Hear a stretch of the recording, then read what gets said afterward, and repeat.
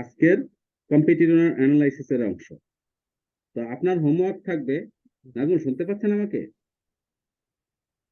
জি sir, এখন শুনতে পাচ্ছি। হ্যাঁ, আপনার হোমওয়ার্ক থাকবে আপনি যে কোনো দুইটা প্রোডাক্ট, কারণ একদিন মিস করছেন তো, সো আজকে হোমওয়ার্কটা একটু বেশি। আপনি যে কোনো দুইটা প্রোডাক্ট বেছে নেবেন। ধরেন একটা টেলিভিশন, একটা নিলেন স্মার্টফোন, অথবা একটা নিলেন ঘড়ি, হাত ঘড়ি, জি একটা নিলেন লেডিস পার্স। এরকম যে কোনো দুইটা প্রোডাক্ট নিয়ে দুইটা প্রোডাক্টের প্রথমে কিওয়ার্ড অ্যানালাইসিস করবেন। তারপরে সবচাইতে বেশি যেই কিওয়ার্ড গুলো দিয়ে সার্চ হয়, ওই বেশি সংখ্যক কিওয়ার্ডের দিয়ে আপনি ইয়ে করবেন, সার্চ ভলিউম বের করবেন। তারপরে কেডি কত বের করবেন। তারপরে ওই বেশি সার্চ ভলিউমওয়ালা কিওয়ার্ডটায় আপনার কম্পিটিটর কারা তাদেরকে আইডেন্টিফাই করবেন। আপনার কতটা ব্যাকলিং জেনারেট করতে হবে এটা আইডেন্টিফাই করবেন। এবং আপনার যারা কম্পিটিটর 10 জন, এই 10 জনের সাইটগুলোর লিঙ্ক নেবেন এবং প্রত্যেকটা সাইটের মানে আপনার কম্পিটিটরদেরকে প্রত্যেকটা সাইটের অ্যানালাইসিস করবেন। তারা কোথায় কোথায় ব্যাকলিং জেনারেট করছে ওগুলো দেখবেন। ওই ব্যাকলিং গুলাতে গিয়ে আপনি আপনার নিজের ব্যাকলিং জেনারেট করার চেষ্টা করবেন, এটা ফ্রি হোক অথবা পেইড হোক। তারপরে যদি এমন সাইট হয় যেগুলাতে আপনি ফ্রি এবং পেইড কোনোভাবেই ব্যাকলিং জেনারেট করতে দিবে না, তাইলে তারও অল্টারনেটিভ আপনি একই ডোমেইন রেটিং সমৃদ্ধ বা তার সাথে বেশি ডোমেইন রেটিং সমৃদ্ধ সাইটে যাবেন, গিয়ে আপনার নিজের বা আপনার যে ক্লায়েন্ট তার কোম্পানির জন্য আপনি ব্যাকলিং জেনারেট করবেন। এই ছিল আমাদের মোটামুটি কম্পিটিটর অ্যানালাইসিসের অংশ। আপনি কি এই এসইউর এই জায়গাটা বুঝতে পারছেন যে আপনার কম্পিটিটরকে বিট করে আপনি সামনে আগে যেতে হলে কি করতে হবে? জি স্যার। আচ্ছা, তাইলে আমরা ক্লাস আরেকটু আগাই। আমাদের নেক্সট চ্যাপ্টার হচ্ছে, আচ্ছা আমরা তো এইগুলা ব্যাকলিং চেকার, নোফলো ডোফলো এগুলা দেখেছি। ও, একটা একটা জিনিস মিসিং হয়েছে। মিসিং হচ্ছে আপনি কোনো একটা ব্যাকলিংকে যখন যাবেন, তখন ওই ব্যাকলিংটা ডোফলো না নোফলো কিভাবে চেক করবেন বলেন তো?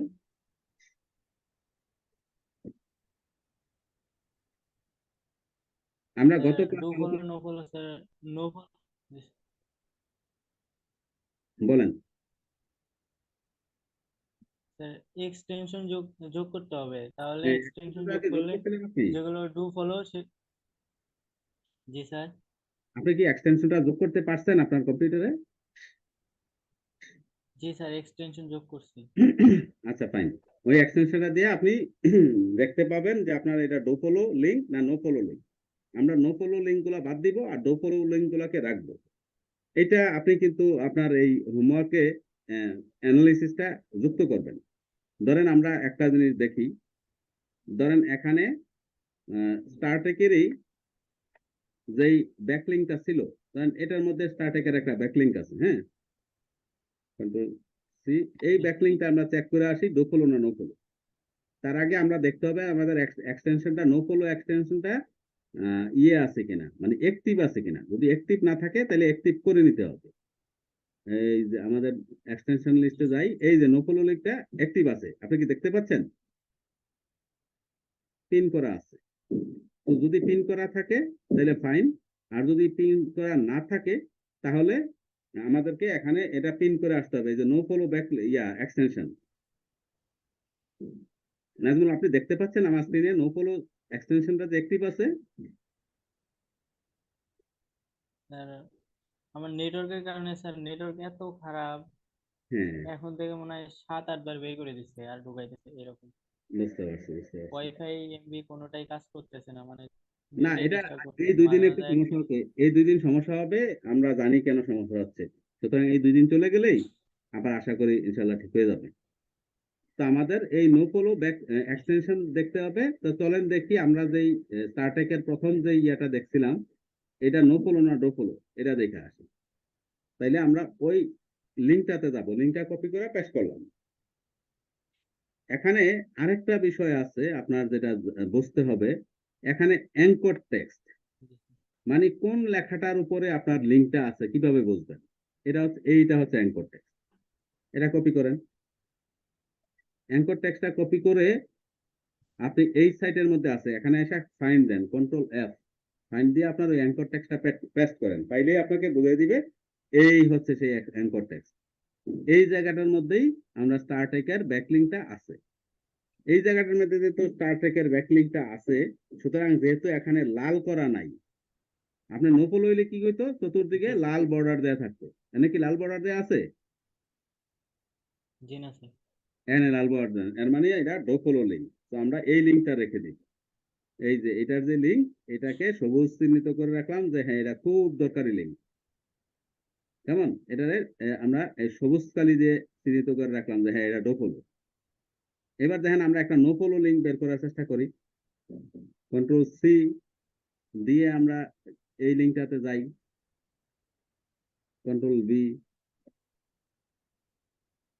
এই লিঙ্কটাতে আসলাম। আইসা আমরা ওই যে আমাদের অ্যাঙ্কর টেক্সটটা কি এনে আছে, অল টিভি হচ্ছে আমাদের anchor text. Control C copy করলাম, কপি করে এখানে কন্ট্রোল এফ দিয়ে কন্ট্রোল ভি দিলাম অল টিভি ফাইন্ড করতে। সে খুঁজেই পাচ্ছে না। এর মানে এই লিঙ্কটার ব্রোকেন লিঙ্ক হয়ে গেছে, এই লিঙ্কটার কোনো কাজই নাই। তো এটা বাদ দিয়ে দিব আমরা, যেহেতু এটা ব্রোকেন লিঙ্ক। ব্রোকেন লিঙ্ক তো আমার লিঙ্ক জেনারেট করার দরকার নাই, এটা বাদ দিয়ে দিব।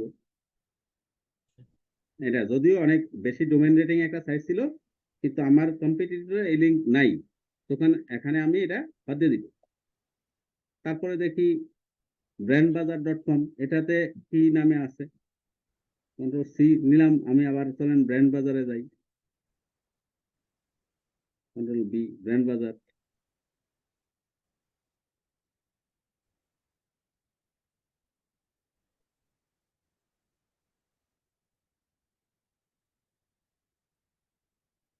ইন্টারনেটের গতি আসলেই কম।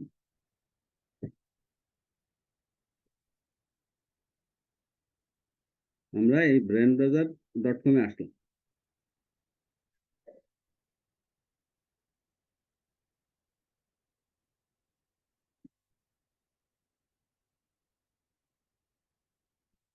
আচ্ছা, এখানে আমাদের ব্র্যান্ডবাজার.কমে আসলাম। ব্র্যান্ডবাজার.কমে আসার পরে আহ সাইটটা আসতেছে না, সম্ভবত ইন্টারনেটের গতি খুব কম, তো যার জন্য আসতেছে না। সমস্যা নেই, এভাবে আমরা প্রত্যেকটা সাইটে যাব, গিয়ে দেখব ওই লিঙ্ক গুলা ডো ফলো লিঙ্ক না নো ফলো লিঙ্ক। যদি ডো ফলো লিঙ্ক হয় তাহলে আমরা রাখবো, নো ফলো লিঙ্ক হলে বাদ দিয়ে দিব। এটা হচ্ছে আপনার হোমওয়ার্কে, কিন্তু ডো ফলো নো ফলো দুইটাই আলাদা আলাদা। নো ফলোটা লাল চিহ্ন দিয়ে আর ডো ফলোটাকে সবুজ চিহ্ন দিয়ে রাখবেন, কেমন, সবুজ কালার দিয়ে রাখবেন হোমওয়ার্কের মধ্যে।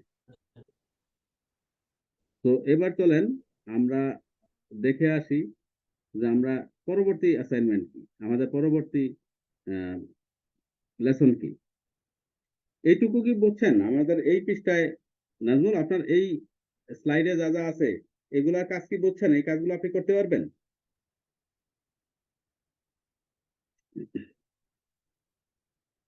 নাজমুল, শুনতে পাচ্ছেন? এখানে আমার জি এই স্যার শুনতে পাচ্ছি। Keyword generator, keyword difficulty checker, backlink checker আর do follow no follow checker, এই চারটা কাজ কি আপনি করতে পারবেন নিজে নিজে? জি স্যার এখন নিজে নিজে করতে পারবো। আচ্ছা ভাই, তাইলে আমরা নেক্সট লেসনে যাই। আমাদের নেক্সট লেসন হচ্ছে সোশ্যাল মিডিয়া মার্কেটিং, সামাজিক যোগাযোগ মাধ্যম মার্কেটিং।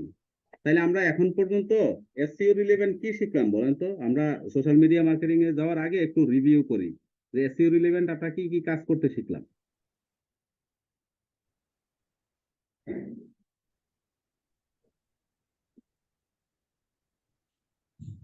নাজমুল, বুঝতে পারছেন আমাকে? স্যার কথা শুনতে পাচ্ছি না স্যার, নেটওয়ার্কের কারণে বারবার বের করে দিতেছে, তো কিছু বুঝতে পারতেছি না এখন। আচ্ছা আচ্ছা, এখানে মাঝে আমরা মাঝে কথা আসতেছে আবার মাঝে মাঝে আসতেছে না। তাহলে আমরা যেটা করি, আজকের ক্লাস এ পর্যন্তই রাখি। আপনাকে হোমওয়ার্কও দেওয়া হয়েছে দুইটা প্রোডাক্টের উপরে।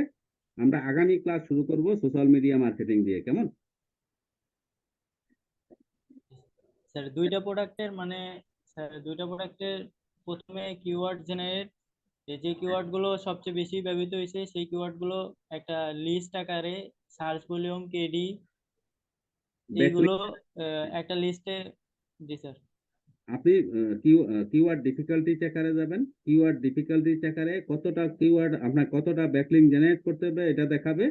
আর হচ্ছে আপনার এক্সিস্টিং কারা কম্পিটিটর তাদের লিস্টটা দেখাবে। আপনি ওই কম্পিটিটরের লিস্টটা নেবেন। কম্পিটিটরের লিস্টটা নিয়ে আপনি সবগুলা কম্পিটিটরের সাইট অ্যানালাইসিস করবেন।